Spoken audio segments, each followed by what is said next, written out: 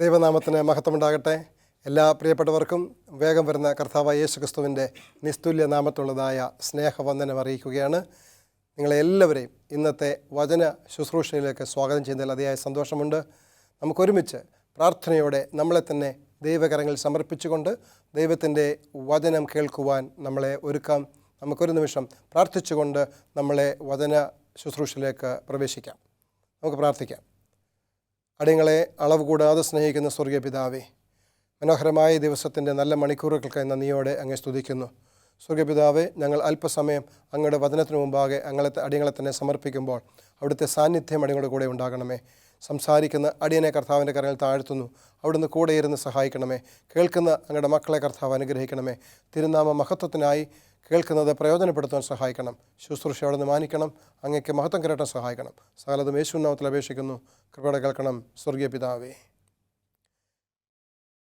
പ്രിയമുള്ളവരെ, ഒരിക്കൽ കൂടി നിങ്ങളേവരെയും ഇന്നത്തെ വചന ശുശ്രൂഷയിലേക്ക് ഹാർദമായി സ്വാഗതം ചെയ്യുന്നതിൽ അതിയായ സന്തോഷമുണ്ട്. നമ്മൾ ഇന്ന് ചിന്തിക്കാൻ പോകുന്നതായ വിഷയം, ന്യായവിധി ദൈവം എന്തുകൊണ്ട് ഇഷ്ടപ്പെടുന്നു? Why does God love judgment? ഇന്നത്തെ നമ്മുടെ ചിന്താവിഷയം അതാണ്. എന്തുകൊണ്ടാണ് ദൈവം ന്യായവിധി ഇഷ്ടപ്പെടുന്നത്? നമുക്കൊരു വാക്യം വായിക്കാം. യെശയ്യാപ്രവചനം 61 അധ്യായം 8 വാക്യം. അതിങ്ങനെ നമ്മൾ കാണുന്നു: യഹോവയായ ഞാൻ ന്യായത്തെ ഇഷ്ടപ്പെടുകയും അന്യായമായ കവർച്ചയെ വെറുക്കുകയും ചെയ്യുന്നു. ഞാൻ വിശ്വസ്തയോടെ അവർക്ക് പ്രതിഫലം കൊടുത്ത് അവരോട് ഒരു ശാശ്വത നിയമം ചെയ്യും. പ്രിയമുള്ളവരെ, ഈ വചനപ്രകാരം നമ്മൾ മനസ്സിലാക്കുന്നത് ദൈവം ന്യായവിധിയെ ഇഷ്ടപ്പെടുന്നു എന്നാണ്. നമ്മൾ വായിച്ചത് അങ്ങനെയാണ്: ഞാൻ ന്യായത്തെ ഇഷ്ടപ്പെടുന്നു. ഒരു വാക്യം കൂടി നമുക്ക് അതിനോട് ആസ്പദമായി വായിക്കാം, അല്ലെങ്കിൽ അതിനോട് ചേർത്ത് വായിക്കാം. സഭാപ്രസംഗിയുടെ പുസ്തകം 5 അധ്യായം 8 വാക്യം. ഒരു സംസ്ഥാനത്ത് ദരിദ്രനെ പീഡിപ്പിക്കുന്നതും നീതിയും ന്യായവും എടുത്തു കളയുന്നതും കണ്ടാൽ നീ വിസ്മയിച്ച് പോകരുത്. ഉന്നതനു മീതെ ഒരു ഉന്നതനും അവർക്ക് മീതെ അത്യുന്നതനും ജാഗരിക്കുന്നു എന്നത് നീ ഓർത്തിരിക്കണം, അല്ലെങ്കിൽ അത് മറന്നു പോകരുത് എന്ന ദൈവത്തിൻ്റെ വചനം നമ്മളെ ഓർമ്മിപ്പിക്കുകയാണ്. പ്രിയമുള്ളവരെ, നമ്മൾ നോക്കുമ്പോൾ ഈ ലോകത്തിൽ ഒരുപക്ഷെ ഒരുപാട് അന്യായമായ പ്രവർത്തനങ്ങൾ നടക്കുന്നത് നമ്മുടെ കണ്ണിന് മുമ്പിൽ കണ്ടേക്കാം. എന്നാൽ ദൈവത്തിൻ്റെ വചനം നമ്മളെ ഓർമ്മിപ്പിക്കുന്നത് അതൊന്നും കണ്ട് നീ വിസ്മയിച്ചു പോകരുത്. കാരണം അവർക്കൊക്കെ മീതെ ഒരു ഉന്നതനായ ന്യായാധിപതിയുണ്ട്, ഒരു ദൈവമുണ്ട്. സ്വർഗത്തിലെ ന്യായാധിപതി, സ്വർഗത്തിൻ്റെ സുപ്രീം കോടതി, ഈ ലോകത്തിൻ്റെയും സ്വർഗത്തിൻ്റെയും സകലത്തിൻ്റെയും സുപ്രീം കോടതി ന്യായം വിധിക്കും. ആ ന്യായം വിധി ഏറ്റവും ന്യായകരമായിരിക്കും. അത് നീതിപൂർവമുള്ള ന്യായവിധിയായിരിക്കും. അതുകൊണ്ടാണ് ഫിലിപ്പിയർക്ക് എഴുതിയ ലേഖനത്തിൽ 2 അധ്യായം 10-11 വാക്യത്തിൽ ഇങ്ങനെ നമ്മൾ കാണുന്നത്: അങ്ങനെ യേശുവിൻ്റെ നാമത്തിങ്കൽ സ്വർലോകരുടെയും ഭൂലോകരുടെയും അധോലോകരുടെയും മുഴങ്കാൽ ഒക്കെയും മടങ്ങുകയും എല്ലാ നാവും യേശുക്രിസ്തു കർത്താവ് എന്ന് പിതാവായ ദൈവത്തിൻ്റെ മഹത്വത്തിനായി ഏറ്റുപറയുകയും ചെയ്യേണ്ടി വരും. കാരണം ദൈവത്തിൻ്റെ ന്യായവിധി എന്ന് പറയുന്നത് ആർക്കും ആ ന്യായവിധിയെ ചോദ്യം ചെയ്യാൻ കഴിയാത്ത വിധം വളരെ നീതിയോടെ ദൈവം ന്യായം വിധിക്കാൻ പോവുകയാണ്. അതുകൊണ്ടാണ് എല്ലാവരും ഒരുമിച്ച് പറയാൻ പോകുന്നത് ദൈവത്തിൻ്റെ ന്യായവിധി നീതിയോടെയുള്ളതായിരുന്നു എന്ന്. എന്നാൽ യെശയ്യാപ്രവചനം 59 അധ്യായം 14 വാക്യം നമ്മോട് പറയുന്നത്, അങ്ങനെ ന്യായം പിന്മാറി നീതി അകന്നു നിൽക്കുന്നു, സത്യം വീതിയിൽ ഇടറുന്നു, നേരിന് കടപ്പാൻ കഴിയുന്നതുമില്ല. സത്യം കാണാതെയായി ദോഷം വിട്ടകലുന്നവൻ കവർച്ചയായി ഭരിക്കുന്നു. ദുഷ്ടന്മാർ ഈ ന്യായവിധിയെ എങ്ങനെ കാണുന്നു? ദുഷ്ടന്മാർക്ക് ന്യായവിധിയെ ഭയമാണ്. എന്നാൽ ദൈവത്തിൻ്റെ വചനം എന്താ പറഞ്ഞത്? അങ്ങനെ ന്യായം പിന്മാറി നീതി അകന്നു നിൽക്കുമ്പോൾ, സത്യം വീതിയിൽ ഇടറുന്നത് കാണുമ്പോൾ, നേരിന് കടപ്പാൻ കഴിയുന്നതുമില്ല, സത്യം കാണാതെ ആയി ദോഷം വിട്ടകലുന്നവൻ കവർച്ചയായി ഭവിക്കുന്നു എന്ന് കാണുമ്പോൾ ദൈവത്തിൻ്റെ വചനം നമ്മളെ ഓർമ്മിപ്പിക്കുകയാണ്, ദുഷ്ടന്മാരെ എല്ലാവരെയും ഈ ന്യായാസനത്തിന് മുമ്പാകെ കൊണ്ടുവരും. അപ്പോൾ ആവർത്തന പുസ്തകം 27 അധ്യായം 19 വാക്യം നമ്മളെ ഓർമ്മിപ്പിക്കുകയാണ്: പരദേശിയുടെയും അനാഥൻ്റെയും വിധവയുടെയും ന്യായം മറിച്ച് കളയുന്നവൻ ശപിക്കപ്പെട്ടവൻ. എന്താണ് നമ്മൾ യെശയ്യാപ്രവചനത്തിൽ വായിച്ചത്? ന്യായം പിന്മാറി എന്തു ചെയ്തില്ല? ദരിദ്രനും അശരണരായവർക്കും പാർശ്വവൽക്കപ്പെട്ടവർക്ക് ഒന്നും എന്ത് ചെയ്യുന്നില്ല, ന്യായം ലഭിക്കുന്നില്ല. എന്നാൽ അങ്ങനെ ലഭിക്കാതെ വരുന്നത് കാണുമ്പോൾ, അന്യായം പിന്മാറി അല്ലെങ്കിൽ ന്യായം പിന്മാറി നിൽക്കുമ്പോൾ, അന്യായം നടന്നു കഴിയും, അന്യായത്തിൻ്റെ നിറകുടം അല്ലെങ്കിൽ അന്യായം അങ്ങനെ എല്ലായിടത്തും അങ്ങനെ നടക്കുമ്പോൾ, അത് കാണുമ്പോൾ, ഒരിടത്തും സത്യമില്ലാതെ ഇരിക്കുമ്പോൾ, സത്യം വീതിയിൽ ഇടറി നിൽക്കുമ്പോൾ, നേരിന് കടപ്പാൻ കഴിയുന്നില്ല, നേര് പറയുന്നവരെ ആരും സ്വീകരിക്കുന്നില്ല, നേരെ ആർക്കും വേണ്ടാത്ത അവസ്ഥയിൽ പോകുമ്പോൾ, അത് ഇടറി നിൽക്കുമ്പോൾ, മനുഷ്യനിത് നേരാണോ കള്ളമാണോ, അതാണോ ശരി ഇതാണോ ശരി എന്ന് മനുഷ്യൻ സംശയിച്ച് നിൽക്കുമ്പോൾ, സത്യം കാണാതെയായി ദോഷം വിട്ടകലുന്നവൻ കവർച്ചയായി ഭവിക്കുന്നു. ദോഷത്തിൽ നിന്ന് മാറി നിൽക്കുന്നവനെ എന്തു ചെയ്യുന്നു, കവർച്ച ചെയ്യുന്നു. അവന് എവിടെ നിന്നും ന്യായം ലഭിക്കുന്നില്ല ഈ ലോകത്തിൽ എന്ന് കാണുമ്പോൾ ദൈവം പറയുകയാണ്, പരദേശിയുടെയും അനാഥൻ്റെയും വിധവയുടെയും ന്യായം മറിച്ച് കളയുന്നവൻ ശപിക്കപ്പെട്ടവൻ. അങ്ങനെ ചെയ്യുന്നവൻ ശപിക്കപ്പെട്ടവൻ എന്ന് വെച്ചാൽ ദൈവം അവനെ ശിക്ഷിക്കും എന്ന് ഈ വചനം വളരെ വ്യക്തമായി നമ്മോട് പറയുകയാണ്. 76-ാം സങ്കീർത്തനം അതിൻ്റെ 8ഉം 9ഉം വാക്യം നമ്മൾ പരിശോധിക്കുമ്പോൾ, സ്വർഗത്തിൽ നിന്ന് നീ വിധി കേൾപ്പിച്ചു, ഭൂമിയിലെ സാധുക്കളെ ഒക്കെയും രക്ഷിപ്പാൻ ദൈവം ന്യായവിസ്താരത്തിന് എഴുന്നേറ്റപ്പോൾ ഭൂമിയും ഭയന്ന് അമർന്ന് നിൽക്കുന്നു. നോക്കണം, സ്വർഗത്തിൽ നിന്ന് നീ വിധി കേൾപ്പിച്ചു. സ്വർഗത്തിൽ നിന്ന് ദൈവം ഒരു വിധി പറഞ്ഞു, ഭൂമിയിലെ സാധുക്കളെ ഒക്കെയും രക്ഷിപ്പാൻ. എന്തിനാണ്? അപ്പോൾ എന്താണ് നമ്മുടെ ചോദ്യം? എന്തായിരുന്നു? ദൈവം ന്യായവിധിയെ ഇഷ്ടപ്പെടുന്നത് എന്തുകൊണ്ട്, അല്ലെങ്കിൽ ഈ ന്യായവിധിയുടെ ഉദ്ദേശം എന്താണ്? What is the purpose of the judgment എന്ന് നമ്മൾ പരിശോധിക്കുമ്പോൾ ഈ വാക്യം വളരെ വ്യക്തമായി നമ്മോട് പറയുകയാണ്, പരദേശിയുടെയും അനാഥൻ്റെയും വിധവയുടെയും ന്യായം മറിച്ച് കളഞ്ഞവൻ ശപിക്കപ്പെട്ടവനാണ്. അതുകൊണ്ട് ദൈവം സ്വർഗത്തിൽ നിന്ന് ന്യായവിധിക്ക് വേണ്ടി എഴുന്നേൽക്കുകയാണ്. സ്വർഗത്തിൽ നിന്ന് നീ വിധി കേൾപ്പിച്ചു. ദൈവം ഒരു വിധി പ്രഖ്യാപിക്കുകയാണ് സ്വർഗത്തിൽ നിന്ന്. എന്താണ് പറഞ്ഞത്? ഭൂമിയിലെ സാധുക്കളെ ഒക്കെയും രക്ഷിപ്പാൻ. എന്തിനാണ് ദൈവം വിധി പ്രഖ്യാപിക്കുന്നത്? ഭൂമിയിലെ സാധുക്കളെ രക്ഷിക്കുവാൻ. ദൈവം ന്യായവിസ്താരത്തിന് എഴുന്നേറ്റപ്പോൾ ഭൂമിയും ഭയന്ന് അമർന്നിരിക്കുന്നു. എല്ലാവർക്കും അപ്പോൾ ഭയമായി. യെശയ്യാപ്രവചനം 54-ാം അധ്യായം 17-ാമത്തെ വാക്യം പറയുന്നത് എന്താണ്? നിനക്ക് വിരോധമായി ഉണ്ടാക്കുന്ന യാതൊരു ആയുധവും ഫലിക്കയില്ല.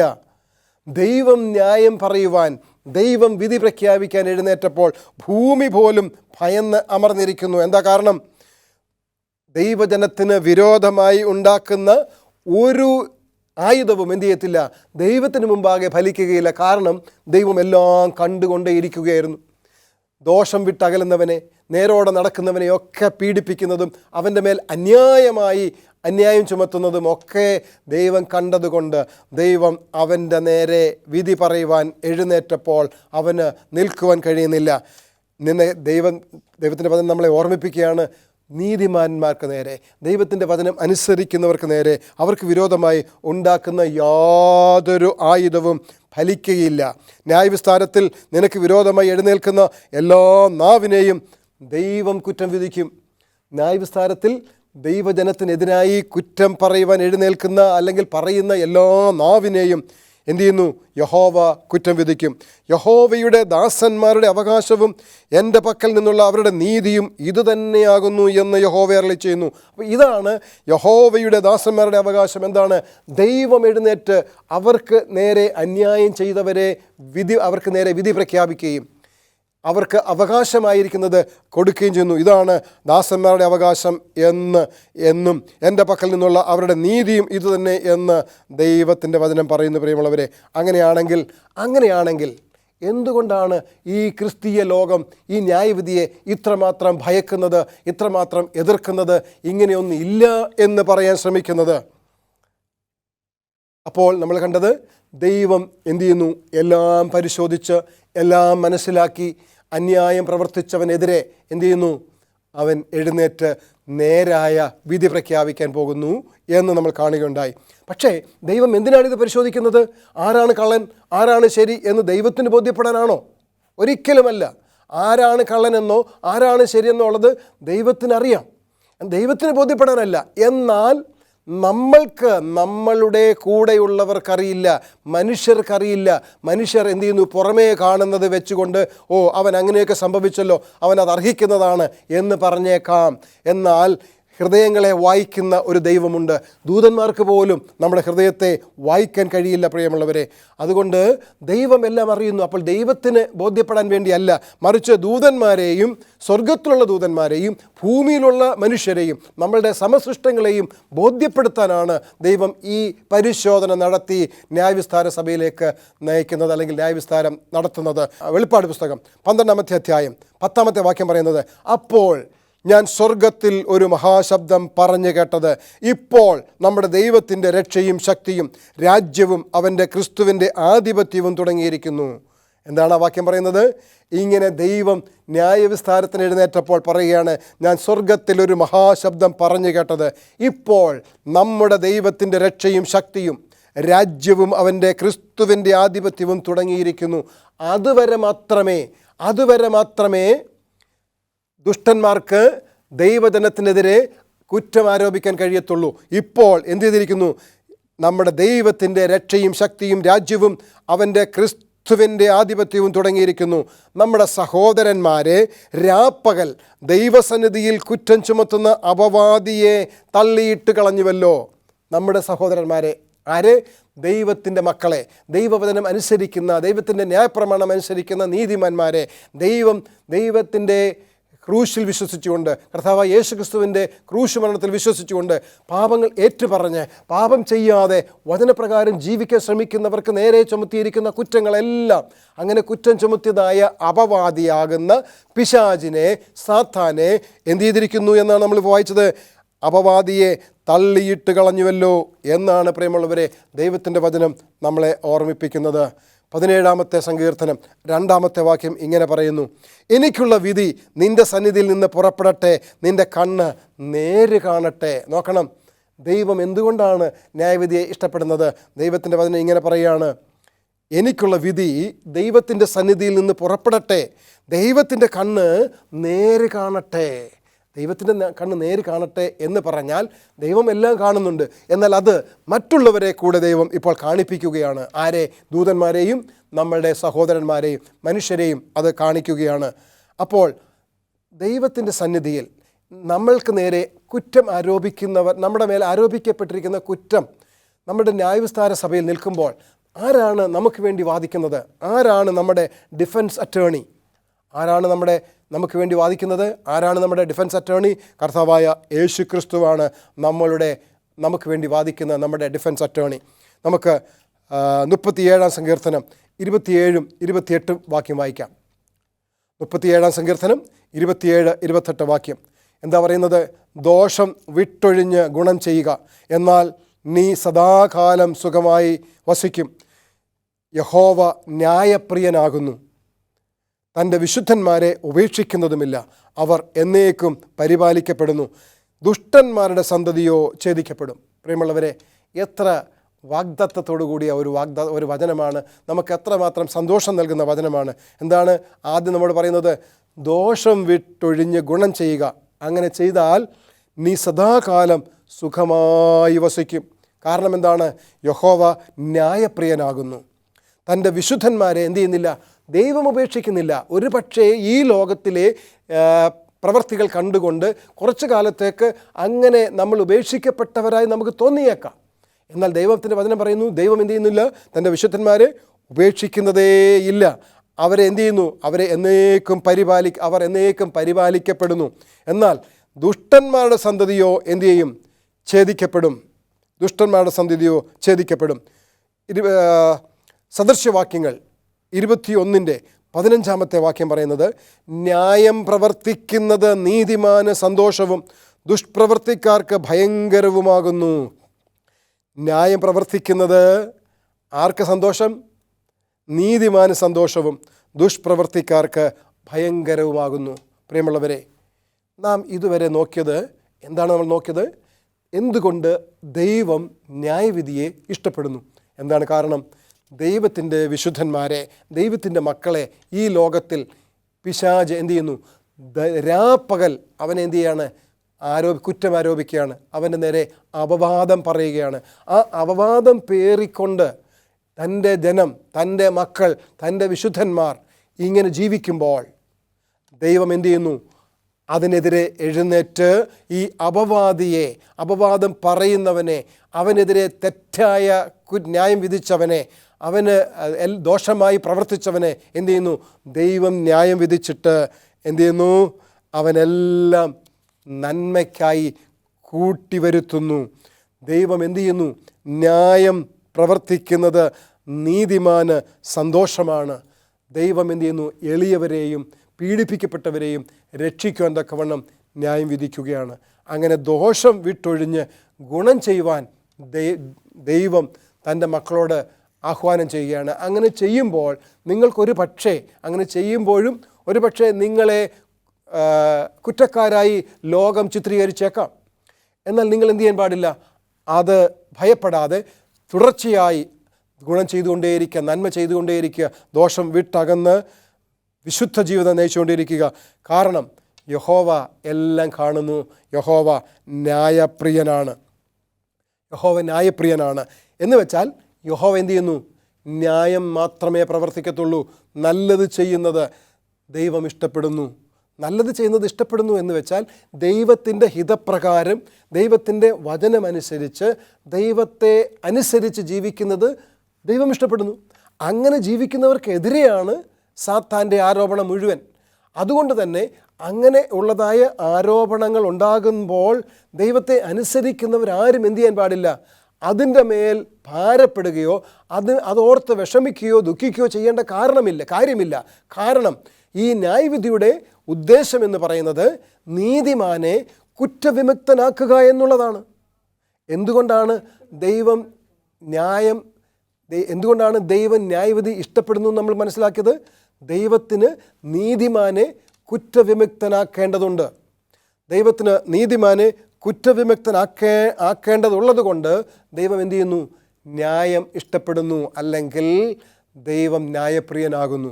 അപ്പോൾ ഈ ന്യായവിധിയുടെ ഉദ്ദേശം എന്ന് പറയുന്നത് ദൈവജനത്തെ കുറ്റവിമുക്തനാക്കുക എന്നുള്ളതാണ്. അപ്പോൾ for the righteous it is a vindication. ദൈവജനത്തിന് വിശുദ്ധിയോടെ നീതിയോടെ ജീവിക്കുന്നവർക്ക് ആരാണ് നീതിമാൻ എന്നുള്ളത് നമ്മൾ മനസ്സിലാക്കേണ്ടതുണ്ട്. ആരാണ് നീതിമാൻ? കർത്താവായ യേശു ക്രിസ്തു എൻ്റെ പാപങ്ങൾക്ക് വേണ്ടി ഈ ഭൂമിയിൽ വന്ന് എൻ്റെ പാപങ്ങൾ മുഴുവനും ചുമന്ന് എനിക്ക് വേണ്ടി ക്രൂശിൽ ഞാൻ വരിക്കേണ്ടതായ മരണം എനിക്ക് വേണ്ടി മരിച്ചു എന്ന് ഞാൻ മനസ്സിലാക്കി ഞാനത് വിശ്വസിക്കുമ്പോൾ, എനിക്ക് വേണ്ടി കർത്താവ് യേശു ക്രിസ്തു മരിച്ചു, ഇനിമേൽ എൻ്റെ മേൽ ആ പാപമില്ല, എൻ്റെ പാപത്തിൻ്റെ ശമ്പളമാകുന്ന മരണം കർത്താവ് യേശു ക്രിസ്തു എനിക്ക് വേണ്ടി എടുത്തു എന്ന് വിശ്വസിക്കുമ്പോൾ എൻ്റെ പാപമെല്ലാം നീങ്ങിപ്പോവുകയാണ്. അങ്ങനെ പാപം നീങ്ങിപ്പോയ മനുഷ്യൻ ദൈവത്തിൻ്റെ ന്യായപ്രമാണം അനുസരിച്ച് പാപം ചെയ്യാതെ ന്യായപ്രമാണത്തെ രാപ്പകൽ ധ്യാനിച്ചുകൊണ്ട് അതിനകത്ത് എഴുതിയിരിക്കുന്നത് എന്താണെന്ന് മനസ്സിലാക്കി അത് തൻ്റെ ജീവിതത്തിൻ്റെ തുടർച്ചയായി ജീവിതത്തിൻ്റെ ഭാഗമാക്കുമ്പോൾ ദൈവത്തിന് അവൻ ഇഷ്ടമുള്ളവനായി മാറുന്നു. അങ്ങനെയുള്ളവനെ കാണുമ്പോൾ ആർക്കിഷ്ടപ്പെടുന്നില്ല? സാത്താനും പിശാചിനും അവൻ്റെ സേനയ്ക്കും ഇഷ്ടപ്പെടുന്നില്ല. അതുകൊണ്ട് അവനെ എങ്ങനെയെങ്കിലും ആ പ്രവൃത്തിയിൽ നിന്ന്, ദൈവത്തെ അനുസരിക്കുന്ന പ്രവൃത്തിയിൽ നിന്ന് അവനെ പിന്തിരിപ്പിക്കുവാനാണ് സാത്താൻ ശ്രമിക്കുന്നത്. എന്നിട്ടും പിന്മാറുന്നില്ലെന്ന് കാണുമ്പോൾ അവൻ എന്തു ചെയ്യുകയാണ്? അവനെ കുറ്റാരോപിതനാക്കുകയാണ്, അവൻ്റെ നേരെ ആരോപണം ഉന്നയിക്കുകയാണ്. ഇങ്ങനെ ഒന്നിൻ്റെ പുറകെ ഒന്നായി എല്ലാ സ്ഥലത്തും സത്യം എങ്ങുമില്ലാതെ വരുമ്പോൾ, എല്ലായിടത്തും അന്യായം മാത്രം നടക്കുന്നത് കാണുമ്പോഴും ദൈവത്തിൻ്റെ മക്കൾ എന്തു ചെയ്യാൻ പാടില്ല? ഭാരപ്പെട്ടു പോകാൻ പാടില്ല. കാരണം ദൈവം ന്യായപ്രിയനാണ്. അവൻ ന്യായം പ്രവർത്തിക്കും. നീതിമാൻ അത് സന്തോഷവും ദുഷ്പ്രവർത്തിക്കാർക്ക് ഭയങ്കരവുമാകുന്നു. 26-ാം സങ്കീർത്തനം 1-ാമത്തെ വാക്യം ഇങ്ങനെയാണ്. സങ്കീർത്തനക്കാരൻ പറയാണ്, യഹോവേ എനിക്ക് ന്യായം പാലിച്ചു തരണമേ. എന്താണ് സങ്കീർത്തനക്കാരൻ്റെ പ്രാർത്ഥന? യഹോവേ എനിക്ക് ന്യായം പാലിച്ചു തരണമേ. ഞാൻ എൻ്റെ നിഷ്കളങ്കതയിൽ നടക്കുന്നു, ഞാൻ ഇളകാതെ യഹോവയിൽ ആശ്രയിക്കുന്നു. നോക്കണം പ്രിയമുള്ളവരെ, എനിക്ക് നിങ്ങൾക്കും ഇങ്ങനെ പ്രാർത്ഥിക്കാൻ കഴിയുമോ? സങ്കീർത്തനക്കാരൻ പ്രാർത്ഥിച്ചതുപോലെ, യഹോവേ എനിക്ക് ന്യായം പാലിച്ചു തരണമേ, ഞാൻ എൻ്റെ നിഷ്കളങ്കതയിൽ നടക്കുന്നു, ഞാൻ എൻ്റെ നിഷ്കളങ്കതയിൽ നടക്കുന്നു എന്ന് നമുക്ക് ഓരോ ദിവസവും ഓരോ നിമിഷവും നമ്മുടെ രാവിലത്തെയും വൈകുന്നേരത്തെയും നിരന്തരമായുള്ളതായ പ്രാർത്ഥനയിൽ നമുക്കത് ആവർത്തിച്ച് പറയാൻ കഴിയുമോ? ഞാൻ നിഷ്കളങ്കതയോടെ നടക്കുന്നു എന്ന്. അങ്ങനെ പറയാൻ നമുക്ക് കഴിയുമെങ്കിൽ ന്യായവിധി എന്ന് പറയുന്നത് നമ്മൾക്ക് സന്തോഷം പകരുന്നൊരു കാര്യമാണ്. അത് ദൈവം ഇഷ്ടപ്പെടുന്ന ഒരു കാര്യമാണ്. കാരണം ദൈവം നമ്മളെ കുറ്റവിമുക്തനാക്കും. അങ്ങനെ പറയുവാൻ നമുക്ക് കഴിയണം പ്രിയമുള്ളവരെ. അത് കഴിയുന്നില്ലെങ്കിൽ ഈ വചനം നമ്മുടെ ഹൃദയത്തിൽ പതിയുമ്പോൾ നമ്മളെ തന്നെ ഒന്ന് ശോധന ചെയ്തുകൊണ്ട് നമുക്ക് സങ്കീർത്തനക്കാരോട് ചേർന്ന് പറയാൻ കഴിയണം. എന്താണ് നമ്മൾ പറയേണ്ടത്? യഹോവേ, എനിക്ക് ന്യായം പാലിച്ചു തരണമേ. ഞാൻ എൻ്റെ നിഷ്കളങ്കതയിൽ നടക്കുന്നു. ഞാൻ ഇളകാതെ യഹോവയിൽ ആശ്രയിക്കുന്നു. ഇങ്ങനെ പറയുവാൻ നമുക്ക് കഴിയണം. അങ്ങനെ പറയുവാൻ കഴിയുമെങ്കിൽ പ്രിയമുള്ളവരെ 37-ാമത്തെ സങ്കീർത്തനത്തിൽ നമ്മൾ വായിച്ചതുപോലെ നമ്മൾ ദോഷം വിട്ടൊഴിഞ്ഞ് ഗുണം ചെയ്യുവാൻ നമ്മൾ പ്രതിജ്ഞയെടുക്കണം. നമ്മുടെ ദൈനംദിനമായ നിരന്തരമായ നമ്മുടെ താല്പര്യവും നമ്മുടെ ഉദ്ദേശവും ദോഷം വിട്ടൊഴിഞ്ഞ് ഗുണം ചെയ്യുക എന്നുള്ളതായിരിക്കണം. നമുക്കതിന് ഗുണം ചെയ്യുവാൻ കഴിയുന്നുണ്ടോ? ദോഷം വിട്ടകലുവാൻ കഴിയുന്നുണ്ടോ? നമുക്ക് ചുറ്റും പിൻപറ്റുന്നതായ നമ്മുടെ കണ്ണിന് മുമ്പാകെ എപ്പോഴും വന്നുകൊണ്ടിരിക്കുന്നതായ ദോഷത്തിൻ്റെ ചിന്തകളും പ്രവർത്തനങ്ങളും അതിനെ വിട്ടകലുവാൻ, അതിന് അകന്നു നിൽക്കുവാൻ, അതിനെ മാറ്റിവെച്ചുകൊണ്ട് അല്ലെങ്കിൽ അതിനോട് ഒരു അകലം പ്രഖ്യാപിച്ചുകൊണ്ട് നന്മ ചെയ്യുവാൻ, ഗുണം ചെയ്യുവാൻ നമുക്ക് കഴിയുമോ എന്നത് നമ്മൾ പരിശോധിക്കണം പ്രിയമുള്ളവരെ. 35-ാം സങ്കീർത്തനം 24-ാമത്തെ വാക്യം ഇങ്ങനെ പറയുന്നു: എൻ്റെ ദൈവമായ യഹോവേ, നിൻ്റെ നീതിപ്രകാരം എനിക്ക് ന്യായം പാലിച്ചു തരണമേ. എങ്ങനെയാണ് നമുക്ക് പറയാൻ കഴിയുന്നത്? നേരത്തെ നമ്മൾ മനസ്സിലാക്കിയതുപോലെ നമ്മുടെ മേൽ ആരോപിച്ചിരിക്കുന്നതായ ആരോപണങ്ങൾക്ക് നേരെ നമ്മളല്ല മറുപടി പറയുന്നത്, മറിച്ച് ആരാണ്? ദൈവമാണ് മറുപടി പറയുന്നത്. അപ്പോൾ ദൈവത്തോട് നമ്മുടെ പ്രാർത്ഥന എന്തായിരിക്കണം? എൻ്റെ ദൈവമായ യഹോവേ, നിൻ്റെ നീതിപ്രകാരം എനിക്ക് ന്യായം പാലിച്ചു തരണമേ. ദൈവത്തിൻ്റെ നീതി എന്ന് പറയുന്നത് കർത്താവ് യേശുക്രിസ്തുവാണ്. കർത്താവ് യേശുക്രിസ്തുവാണ് നമ്മുടെ എല്ലാവിധമായ പാപത്തിന് പരിഹാരമായി നമ്മളെ നീതിയിൻ വസ്ത്രം ധരിപ്പിച്ചത്. ആ നീതി പ്രകാരം എനിക്ക് ന്യായം പാലിച്ചു തരണമേ. നമ്മൾ കർത്താവ് യേശുക്രിസ്തുവിൽ വിശ്വസിച്ച് അവൻ ഈ ലോകത്തിൽ ജീവിക്കുവാൻ നമുക്ക് കാണിച്ചു തന്നത് മാതൃക പ്രകാരം നമ്മൾ ജീവിക്കുന്നെങ്കിൽ മാത്രമേ നമുക്കിങ്ങനെ പ്രാർത്ഥിക്കാൻ കഴിയത്തുള്ളൂ. അവർ എന്നെക്കുറിച്ച് സന്തോഷിക്കരുതേ. ആര്? ദുഷ്ടന്മാർ എന്നെക്കുറിച്ച് ഞാൻ ദുഷ്ടനായി പോകുന്നു എന്ന് സന്തോഷിക്കാതിരിക്കുവാൻ തക്കവണ്ണം ദൈവമേ, എനിക്ക് ദൈവത്തിൻ്റെ നീതി, അത് കർത്താവ് യേശുക്രിസ്തുവാണ്, ആ നീതി എൻ്റെ മേലിട്ട് എന്നെ കുറ്റവിമുക്തനാക്കണമേ എന്ന പ്രാർത്ഥന നമുക്ക് പ്രാർത്ഥിക്കാം. പ്രിയമുള്ളവരെ, നമ്മൾ ജീവിക്കുന്നതായ ലോകത്തിൽ സാഹചര്യങ്ങൾ ഒരുപക്ഷെ നമുക്ക് അനുകൂലമല്ലായിരിക്കാം. നമ്മൾക്ക് നേരെ, ദൈവത്തിൻ്റെ വചനം അനുസരിക്കുന്നവർക്ക് നേരെ ഒരുപാട് വിമർശനങ്ങളും ഒരുപാട് കുറ്റ ആരോപണങ്ങളും ഒരുപാട് നിന്ന വാക്കുകളും പരിഹാസങ്ങളും ഒക്കെ കടന്നു വന്നേക്കാം. എന്നാൽ നാം മനസ്സിലാക്കേണ്ട ഒരു കാര്യമുണ്ട്. ഇങ്ങനെ പറയുന്നവർക്കെല്ലാവർക്കും ന്യായവിസ്താര സഭയിൽ നിൽക്കേണ്ടി വരും. അങ്ങനെ നിൽക്കുവാൻ അവർക്ക് ത്രാണി ഉണ്ടാവുകയില്ല. അവർ ഭയത്തോടെ മാത്രമേ അതിനെ കാണുകയുള്ളൂ. അതുകൊണ്ട് അവർ പ്രചരിപ്പിക്കാൻ ആഗ്രഹിക്കുന്നത് പരിശോധന, ന്യായവിധി എന്നൊന്നുമില്ല. ന്യായവിധി എന്ന് പറയുന്നത് കള്ളത്തരമാണെന്നാണ്. അങ്ങനെ പ്രിയമുള്ളവരെ, നമുക്ക് സങ്കീർത്തനക്കാരോട് ചേർന്ന് പറയാം: യഹോവേ, എനിക്ക് ന്യായം പാലിച്ചു തരണമേ. അതിനായി ഞാനിതാ എന്നെ സമർപ്പിക്കുന്നു എന്ന് നമുക്ക് ഒരുമിച്ച് പറയാം. നമുക്ക് പ്രാർത്ഥിക്കാം. ഞങ്ങളെ സ്നേഹിക്കുന്ന സ്വർഗീയ പിതാവേ, ഈ നല്ല സമയത്തിനായി നന്ദി പറയുന്ന കർത്താവേ, യഹോവ ന്യായം ഇഷ്ടപ്പെടുന്നു. അത് ഞങ്ങളെ കുറ്റവിമുക്തനാക്കാനാണ് എന്ന് അവിടുത്തെ വചനം ഞങ്ങളെ കേൾപ്പിച്ചതിനാൽ ഞങ്ങൾ അങ്ങേക്ക് നന്ദി പറയുന്നു കർത്താവേ. ഞങ്ങൾ സങ്കീർത്തനക്കാരൻ പറഞ്ഞതുപോലെ ഞങ്ങളോട് ന്യായം പാലിക്കണമേ കർത്താവേ എന്ന് പറയുവാൻ ഞങ്ങളെ ഇടയാക്കണമേ കർത്താവേ. അങ്ങയുടെ നീതി ഞങ്ങളുടെ മേൽ പ്രവർത്തിക്കണമേ എന്ന് പറയുവാൻ ഞങ്ങളെ ഇടയാക്കണമേ കർത്താവേ. ഞങ്ങളുടെ കുറവുകളൊക്കെ ഞങ്ങൾ ക്ഷമിക്കണമേ എന്ന് പ്രാർത്ഥിക്കുന്നു. വചനം കേട്ട അങ്ങയുടെ മക്കളെ എല്ലാവരെയും അവിടുത്തെ കരങ്ങളിൽ സമർപ്പിക്കുകയാണ്. എല്ലാവരെയും കർത്താവ് അനുഗ്രഹിക്കണമേ. അവിടുത്തെ വരവിനായി ഞങ്ങളെ ഒരുക്കണമേ. സകലതും യേശുവിൻ്റെ നാമത്തിൽ അപേക്ഷിക്കുന്നു. പ്രാർത്ഥന കേട്ടിരിക്കാൻ സ്തോത്രം ചെയ്യുന്ന കർത്താവേ, എല്ലാത്തിനും അങ്ങേക്ക് നന്ദി പറയുന്നു. ഒരിക്കൽ കൂടി അവിടുത്തെ വരവിനായി ഞങ്ങളെ ഒരുക്കണമെന്ന് യേശുവിനെ അപേക്ഷിക്കുന്നു. കൃപയുടെ കേൾക്കണം സ്വർഗീയ പിതാവേ. ഏവർക്കും ഏറ്റവും നല്ല ദിവസം നേരുന്നു. ദൈവം നിങ്ങളെല്ലാവരെയും ധാരാളമായിട്ട് അനുഗ്രഹിക്കട്ടെ.